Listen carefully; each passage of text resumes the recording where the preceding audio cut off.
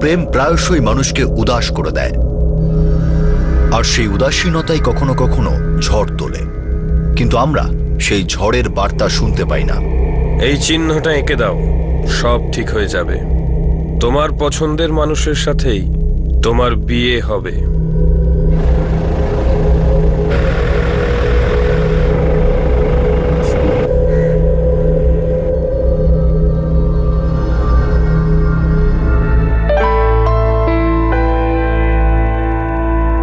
দাদা, হ্যাঁ নিন খান। দিদি, আপনিও নিন না। দেখুন, হ্যাঁ বলুন। আমাদের মেয়ে 11 ক্লাস পাস। আমার ছেলেও 12 ক্লাস পাস, তারপরে পারিবারিক ব্যবসা লেগে গেল। দাদা, আমার এই একটা মেয়ে আর এই এক ছেলে, এর নাম মন্টি, শগুনের ছোট ভাই। আমার যা কিছু আছে এই দুজনই পাবে। আমারও যা কিছু আছে সব আমার ছেলে পাবে, একটাই মাত্র ছেলে তো আমার। তাহলে দাদা, কি ভাবলেন আপনি?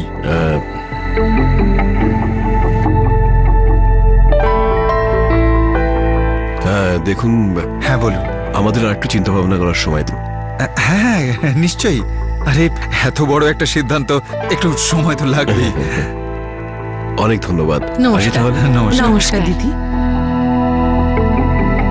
5টা গমের বস্তা বাইরে আলাদা করে রাখবে, ঠিক আছে? আর এখানে তুমি কি করছো? 1 2 3। আরে সাহেব নমস্কার, সুখবরটা শোনান, মিষ্টি খাওয়ান আমাদের। আরে এখনো পাকা হয়নি, একটু সময় লাগবে। ছেলে পক্ষ একটু ভাবার জন্য সময় চেয়েছে। আরে সাহেব কিচ্ছু চিন্তা করবেন না, ওপরওয়ালা সব ঠিক করে দেবে। যাই বলো ভাই, সব তারই ইচ্ছা। তবে আশায় আছি, ছেলেটা খুব ভালো। বাবা, হ্যাঁ আমি 2টো টিন নিলাম বাবু ওই ঘরের জন্য। ঠিক আছে ঠিক আছে, ওটা আমি নোট করে রাখবো। আমি একটু আসছি সাহেব। আরে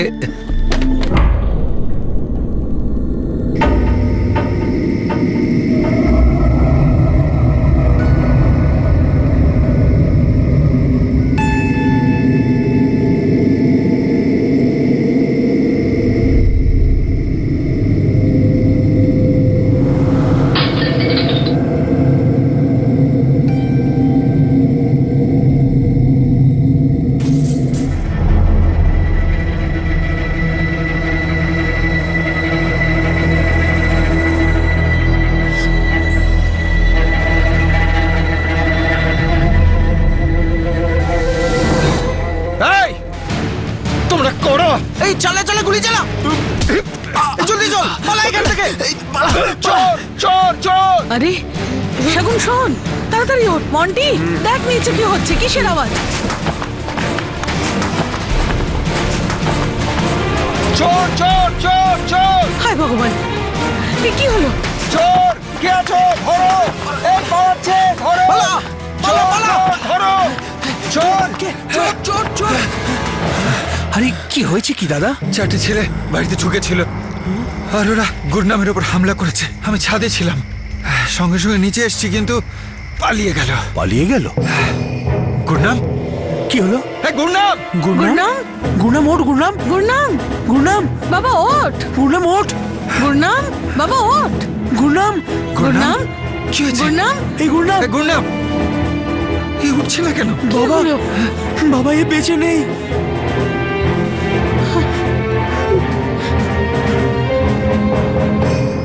বাইশ বছরের গুরনাম সিং পাঞ্জাবের সংরুর জেলার খঞ্জলা গ্রামে মুদিমালের আড়তদার বলরাজ সিং এর বাড়িতে কাজ করত। এক রাতে 4 সশস্ত্র দুষ্কৃতী বলরাজ সিং এর বাড়িতে ঢুকে পড়ে আর বাড়ির চাকর গুরনামকে খুন করে বসে। দুষ্কৃতীরা আর কারো ক্ষতি করার আগেই বলরাজ সিং তাদের দেখে ফেলে আর তারা পালিয়ে যায়। দুষ্কৃতীরা হয়তো তাদের লক্ষ্যে সফল হতে পারেনি, কিন্তু আসলে তাদের লক্ষ্য কি ছিল?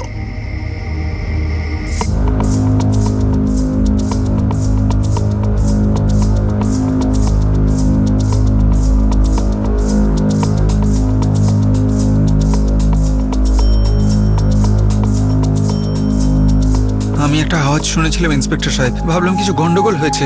আমি লাঠিটা নিয়ে সোজা নিচে চলে এলাম। যে পিস্তল নিয়েছিল আমি তার হাতে লাঠির বাড়ি মারলাম, পিস্তলটা ছিটকে এখানে পড়লো।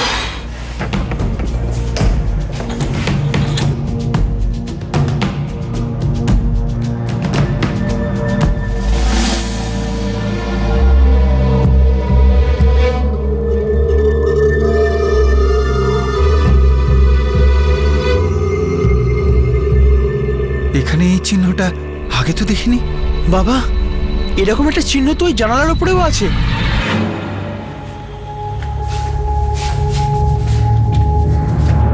স্যার এটা তো উঠছে না।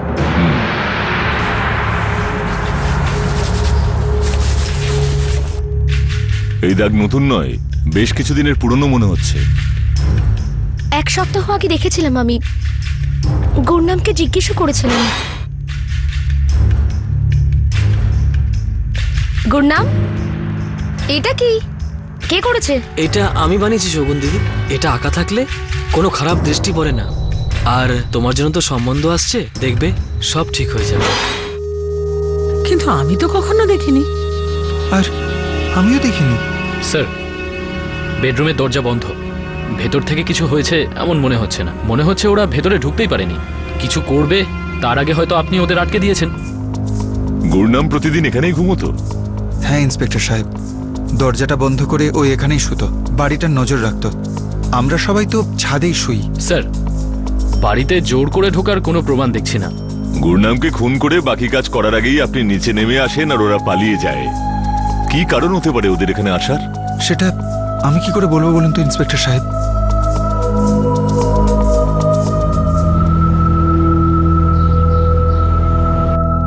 ইন্সপেক্টর সাহেব, এর মৃত্যু গলা টিপে করা হয়েছে। ওদের কাছে পিস্তল ছিল, তবুও ঘরে জোর করে ঢুকেছিল এমন কোনো প্রমাণ নেই। বলরাজ হইচই শুনেছিল, কিন্তু গুরনামের চিৎকার শুনেনি। এই পিস্টলের সিরিয়াল নাম্বার 315 স্যার। এই ধরনের পিস্টল পাশের শহরে 4 মাস আগে চোরেদের একটা গ্যাং ব্যবহার করেছিল, সবাই ধরা পড়ে যায়, এখন জামিনে আছে। নিয়ে এসো ওদের। মনে হয় চুরি করতে এসেছিল, কিন্তু কাজ হয়নি। কিন্তু এই কুড়ুলের চিহ্ন, ঘরে জোর করে ঢোকেনি। কিছু বুঝতে পারছি না, অন্য কারণ আছে, কোনো অন্য ব্যাপার। হয়তো গুরনামের সঙ্গে এর কোনো সম্পর্ক আছে। ও আমার একটাই ছেলে ছিল স্যার। কারোর সঙ্গে কোনো পুরনো শত্রুতা? না স্যার, কারোর সঙ্গে কোনো শত্রুতা ছিল না। ইন্সপেক্টর সাহেব, গুরনাম খুব সৎ আর সাদাসিধে ছেলে ছিল, সবাইকে সাহায্য করার চেষ্টা করত। ওকে তো ছোট থেকে দেখছি আমি, সেই জবে থেকে ওর বাবা এখানে কাজ করছে আমার কাছে। এই কুড়ুলের চিহ্নটার মানেটা কি? আমি জানি না স্যার। বাড়িকে অশুভ শক্তির হাত থেকে বাঁচাতে গুরনাম হয়তো ওটাকে দরজার উপরে আর জানালার উপর লাগিয়েছিল। আমার ছেলে যে জাদু টোনায় বিশ্বাস করে, এটা তো আমি জানতাম না স্যার।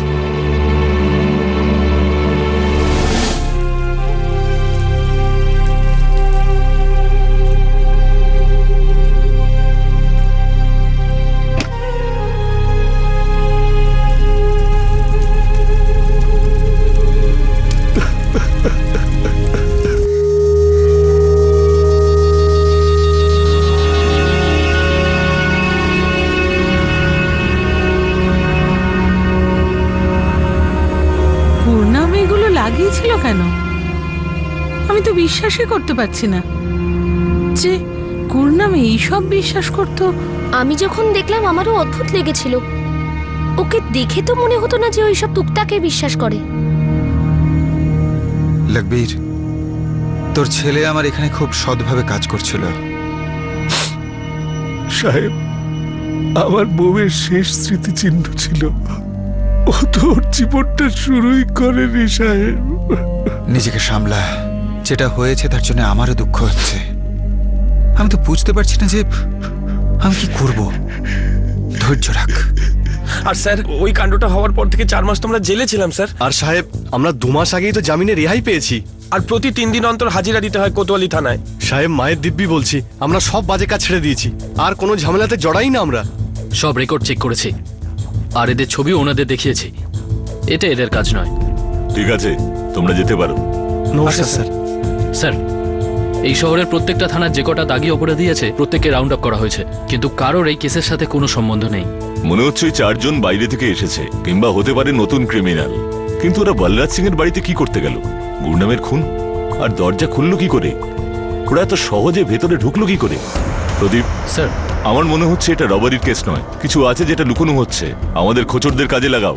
বলরাজের ব্যাপারে, ওর ফ্যামিলি, বিজনেস, গুরনাম, ওর বাবা লকভীর, সবার ব্যাপারে আমার খবর চাই। ছোটখাটো যে কোনো ব্যাপারে ইম্পর্টেন্ট হতে পারে। কোনো সূত্র আছে যেখানে আমাদের হাত পড়েনি। ঘরে কোনো জবরদস্তি এন্ট্রি হয়নি। বাড়ির চাকর গুরনামের খুন ছাড়া আর কোনো রকম কোনো ক্ষতি হয়নি। কিন্তু ওই কুড়ুলের চিহ্ন জানলার উপর আর দরজার উপর, যেটা হয়তো গুর্নামই এঁকেছিল। পুলিশের কাছে কেসটা জটিল হয়ে যায়। তাদের মনে হতে থাকে যে সত্যি শুধু সেইটুকুই নয় যেটুকু দেখা যাচ্ছে, বরং এই কেসের গভীরে আরো কিছু আছে।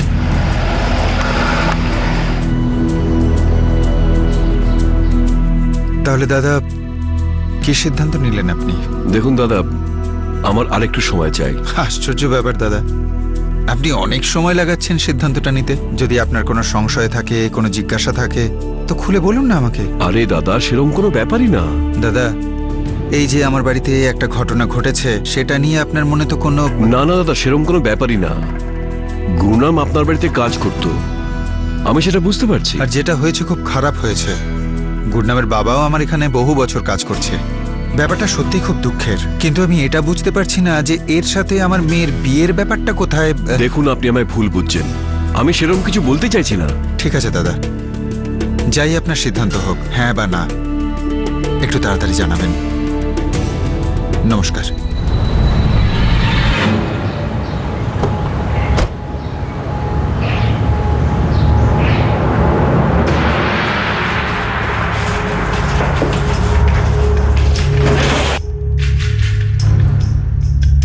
বলরাজ সিং পাইকারি বিক্রেতা স্যার, আর ব্যবসাও ভালোই চলছে, আর কারোর সাথে কোনো শত্রুতাও নেই স্যার।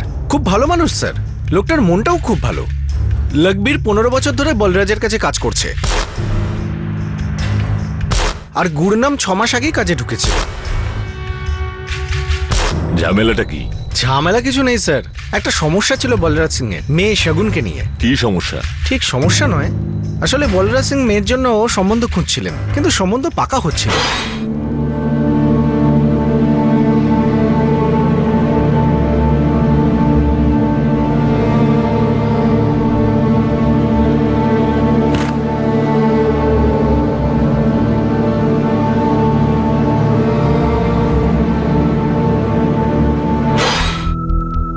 দেখতে সুন্দরী, কথাবার্তায় বুদ্ধিমতী, তাহলে সমস্যা কোথায়? কোনো লটঘট ছিল গুরনামের সঙ্গে? ওর লটঘট গুরনামের সাথে না, চরণ সিং এর সাথে। এনে মা, যখন কেউ হ্যাঁ বলছেই না, তাহলে অকারণে জোর করে কেন মেয়ে দেখাচ্ছ? তুই কি বলতে চাইছিস? কিছু না। বাড়িতে কি কেউ কখনো আমার কথা শুনেছে? এই চরণ সিংকে? ওর একটা মোবাইলের দোকান ছিল আমাদের গ্রামে।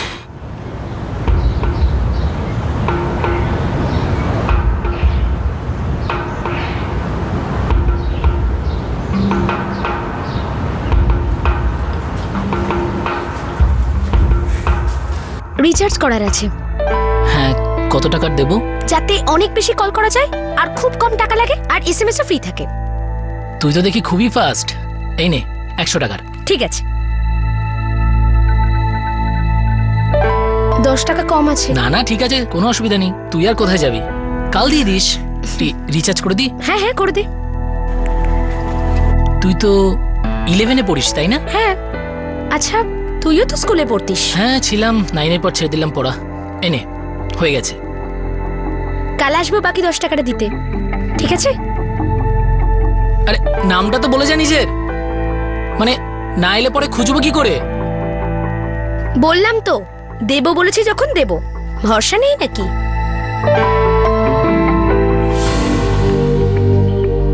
আমার নাম শগুন। চল, একটা জিনিস তো তুই সেট করিয়ে নিয়েছিস, মোবাইল রিচার্জের কোনো টেনশনই নেই। রিচার্জের কথা ছাড়, আর বাবার ব্যাপারে একটু ভাব। সাহস আছে তোর আমার বাবাকে গিয়ে বলা যে তুই ওনার মেয়েকে ভালোবাসিস? আরে তুই বোকা নাকি? আমার মোবাইলের দোকান আছে, আর রোজগারপাতিও ভালো, তাহলে ভয় পাবো কেন? আর তুই বল, কবে আসবে তোর বাবার সাথে কথা বলতে? আজ যাবো? এমন যেন না হয় যে অন্য কেউ ওনাকে বলে দেয় যে রোজ আমি স্কুলের পর তোর সাথে লুকিয়ে লুকিয়ে দেখা করি। আরে লুকিয়ে লুকিয়ে দেখা করার মজাই আলাদা, ঠিক কি না?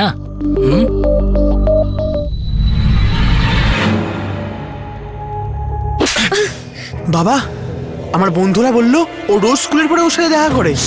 বাবা, চরণ খুব ভালো ছেলে বাবা, ও আমাকে খুব ভালোবাসে, আমি ওকে খুব ভালোবাসি। আরে নিচু জাতের ও আমাদের থেকে, তোর কি বুদ্ধি শুদ্ধি আছে নাকি? আজকের পর থেকে ওর স্কুলে যাওয়া বন্ধ। ভেবেছিলাম একটু পড়াশোনা শিখলে কোনো ভালো ছেলে দেখে ওর বিয়েটা দিয়ে দেবো, কিন্তু এর তো মন অন্যদিকে।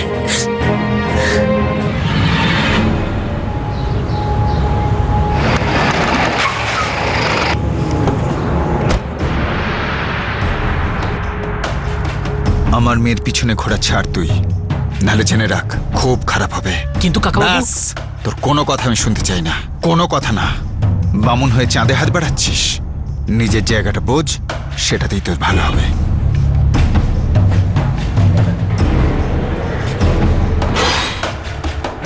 প্রেম ভালোবাসার ব্যাপার স্যার, না জাত দেখে না অর্থ। হৃদয় কি কারুর কথা শোনে স্যার? আর দুজনের মেলামেশা বন্ধ হয়নি স্যার। আর একদিন মেয়ের বাবা দুজনকে হাতে নাতে ধরে ফেলে। এই চরণ সিং আছে কোথায়? আমাদের গ্রামে তো নেই স্যার।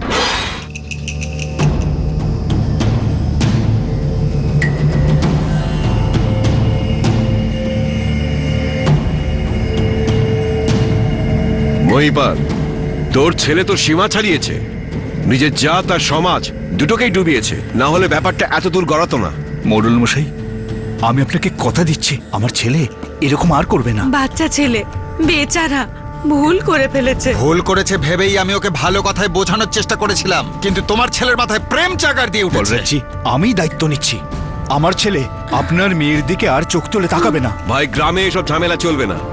মহিপাল, ছেলের দোকানটা বন্ধ কর আর বাড়িটা খালি করে দে, আর তাড়াতাড়ি গ্রামটা ছেড়ে দে, আর অন্য কোথাও গিয়ে নিজের জাতের মেয়ে দেখে নিজের ছেলের সাথে বিয়ে দে গিয়ে। এসব গল্প থামা। এটা পরামর্শ নয়, সিদ্ধান্ত। যে কাণ্ডটা হয়েছে যদি মিটে যায় তাহলে সবাই উপকার, নইলে এর থেকে যদি বড় কিছু হয়ে যায় তবে জেনে রাখ ক্ষতিটা তোরই হবে।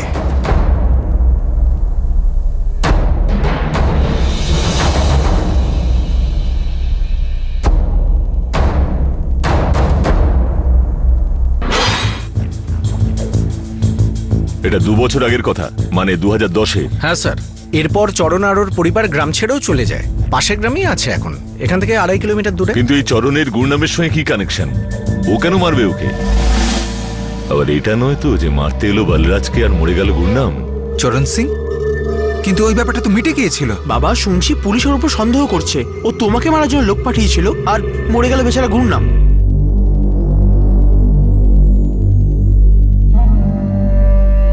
2 বছর ধরে ওর মুখটাও দেখিনি। কোথায় আছে, কি করছে কিচ্ছু জানি না। তোমরাও না যা ইচ্ছে ভেবে নাও। দেখ, 2 বছর আগেও তুই ঠিক। দেখ, সত্যি কথা বল, আবার ওর সাথে মেলামেশা শুরু করিসনি তো তুই? তোমার দিব্যি বাবা, আমি তো 2 বছর আগেই ওকে ভুলে গেছি।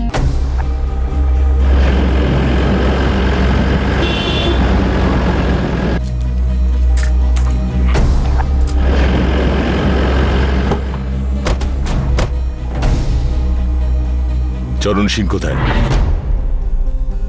সাহেব, 2 বছর হলো গ্রাম ছেড়ে দিয়েছি, বিয়ে করে নিয়েছি আমি, আর বাবা মাও মারা গেছেন।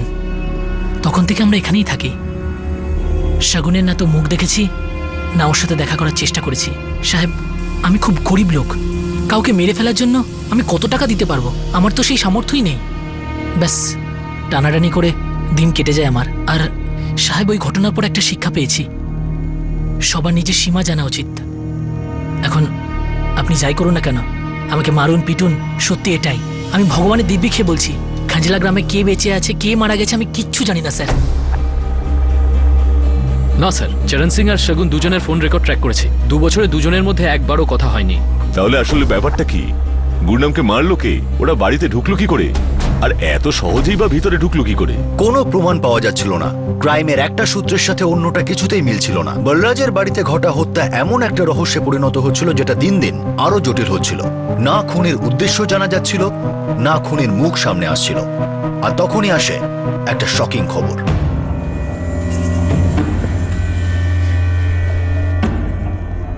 কি হয়েছে? চেঁচাচ্ছ কেন? কি হয়েছে?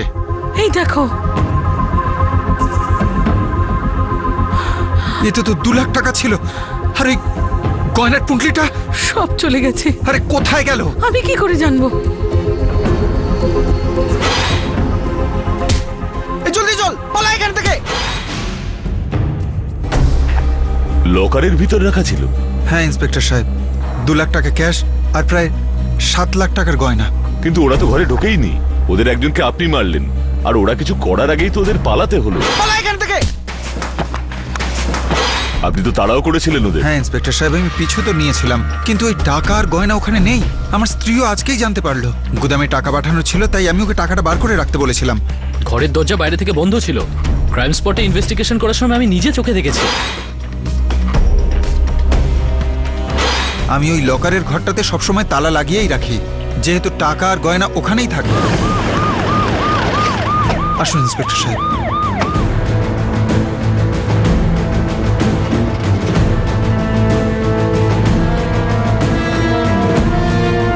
দেখে তো মনে হচ্ছে না কেউ এটা ভাঙার চেষ্টা করেছিল। এটা তো আমিও বুঝতে পারছি না ইন্সপেক্টর সাহেব। বলরাজ বাবু, আপনি গয়না আর ক্যাশ এর মধ্যে কবে রেখেছিলেন? এই প্রায় 8 মাস আগে 2011 ডিসেম্বরে একটা পৈতৃক জমি বিক্রি করেছিলাম। ওর থেকে কিছুটা সোনা কিনেছিলাম আর বাকিটা ওই আলমারিতেই রাখা ছিল।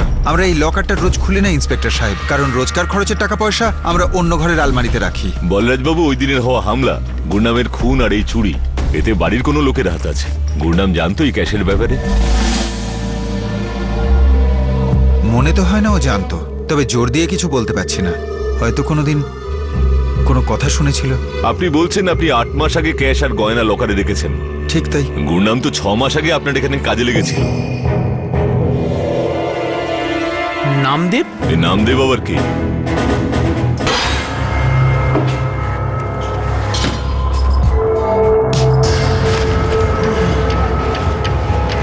নামদেবও আমার বাড়িতে কাজ করতো ইন্সপেক্টর সাহেব।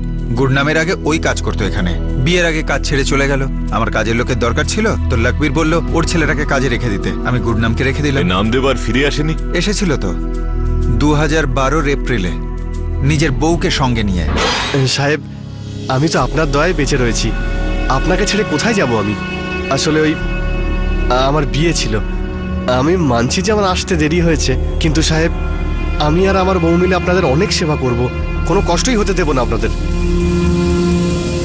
দেখ নামদেব, তোর জায়গায় আমরা গুরনামকে কাজে রেখেছি। এখন ও তো এখানেই থাকবে। আমি বাড়িতে কোনো ঝামেলা ঝঞ্ঝাট চাই না। না না ম্যাডাম, আমরা ঝগড়া কেন করব? আপনারা তো অনেক বড় মনের মানুষ। আমরা তো ব্যাস খুব ভালো করে কাজ করব। ঠিক আছে। ঠিক আছে।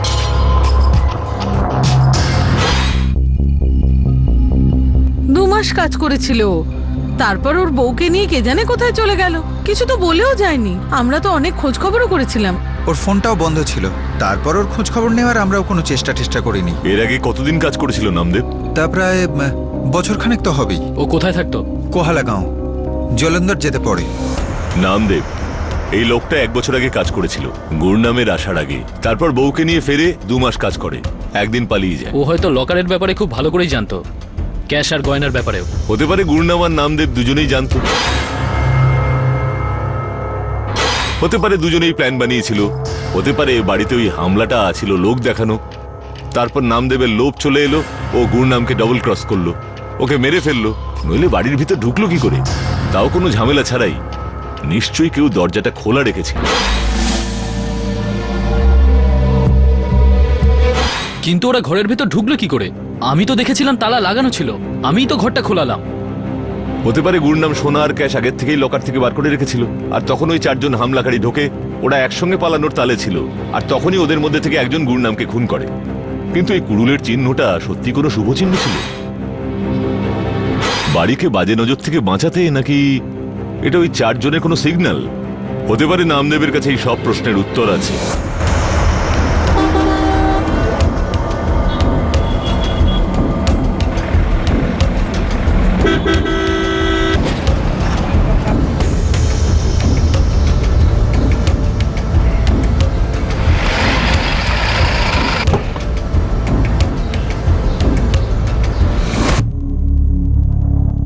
না সাহেব, এরকম কিচ্ছু না। গুরনামের নামদেবের সঙ্গে না বন্ধুত্ব ছিল না শত্রুতা। তবু এসব কেন হলো? লকবীর, আমার আলমারি থেকে 2 লাখ টাকা ক্যাশ আর প্রায় 7 লাখ টাকার গয়না চুরি গেছে। আমি এটা কিছুতেই বুঝতে পারছি না যে লোকগুলো আমার ঘরে ঢুকলো কি করে, যেখানে গুরনাম দরজা বন্ধ করে শুতো।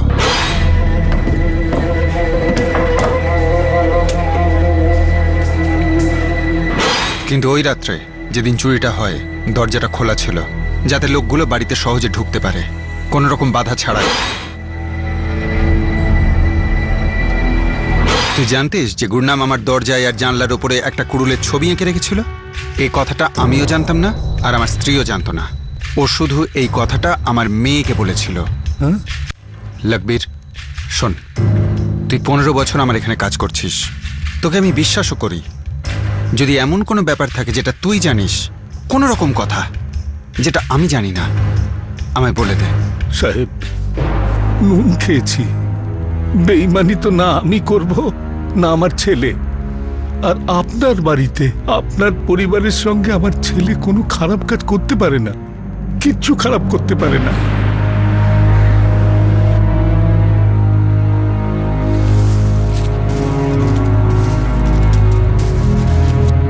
শাগুন, একটা কথা বলতো, গুরনাম শুধু তোকেই কেন বলেছিল যে কুড়ুলের চিহ্নটা ওই এঁকেছিল? কারণ আমি ওকে জিজ্ঞেস করেছিলাম মা। হ্যাঁ, কিন্তু এই কথাটা তুই কেন বলিসনি আমাদের? মা, আমি কি করে জানবো যে তোমরা সকলে জানো না? এই যেমন আমাকে কোথায় বলা হয় যে কখন কোন ছেলেকে আমাকে দেখানোর জন্য ডাকা হচ্ছে?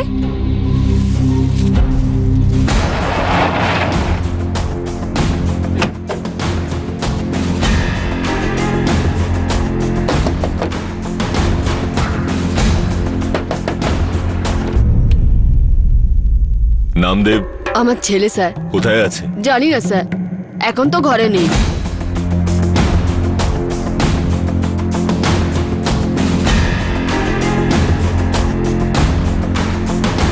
কিছু পেলাম না স্যার। কোথায় গেছে নামদেব? ও থোড়াই আমাকে বলে যায় স্যার, 3 মাস আগে মানুষের সাথেও পালিয়ে গিয়েছেন।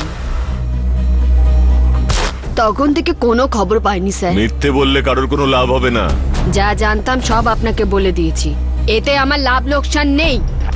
3 মাসেরও বেশি হয়ে গেল, এখনো পর্যন্ত কোনো ফোন আসেনি। ঈশ্বরের দিব্যি।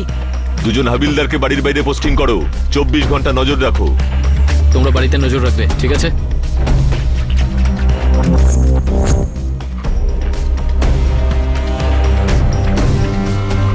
একটা খুনের মামলায় নামদেবকে সন্দেহ করা হচ্ছে। ভালো হবে ওর ফোন এলে সবার আগে আপনি আমাদের জানাবেন। এটা ওর জন্যও ভালো, আপনাদের জন্য।